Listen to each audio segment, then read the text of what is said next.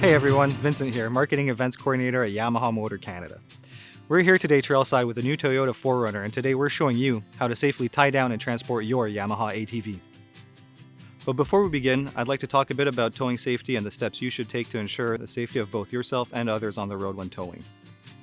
First off, make sure the vehicle you're using has the proper towing and payload capacities for what you're hauling and never exceed these capacities.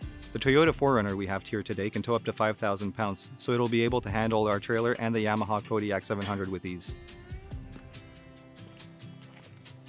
Next, check the tire pressure on both your truck and your trailer to ensure that you're set to the recommended pressures.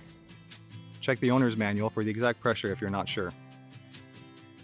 The 4Runner's backup camera helps to make hooking up a trailer easier by allowing you to see the position of the hitch in relation to the trailer's tongue as you're backing up to it. After that, make sure you hook up the trailer to your tow vehicle correctly, including attaching the required safety chains, then don't forget the electrical connections for your trailer lights either. And now's a good time to have a friend help you check to make sure that those trailer lights are working correctly. With more people getting into power sports and enjoying the outdoors with their families, we know you might have some questions about transporting your ATV. Now, it's not complicated and there are a few different ways of going about it. Today we're going to show you my favorite way of doing it, which I like because it puts an emphasis on safety. First, you'll want to find a small hill in a clear space. This allows your ramps to sit at a straighter angle and makes the ascent or descent more gradual. If you can't find a spot like this, you can still do it on flat ground, just make sure you take your time. Make sure your tow vehicle is in the park position and the parking brake is firmly set to avoid any sudden movement while loading your Yamaha. Always use ratchet straps that have the appropriate weight load for the vehicle you're transporting. Ratchet straps are preferred because of their ability to lock the unit down much more tightly than a traditional cam buckle strap where you're reliant on your own strength in some tight quarters. You'll use your ratchet straps to tie down and secure the ramps to the trailer hitch of your vehicle. This will keep the ramps from slipping. Second, you'll want to make sure that you're wearing the appropriate safety gear, and if you can, get someone to spot you while you're adjusting your approach angle. You want those wheels to be nice and straight. To make things easier, when you're going up the ramp, make sure you're in four-wheel drive. It helps reduce any slipping if the ground is wet or uneven, and really helps the ATV pull itself forward with the front wheels. Now, I like to stand on the ATV. It gives me a better view of where I'm at on the ramps. Throttle control is important here.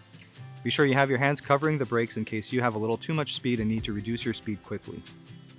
So here we go.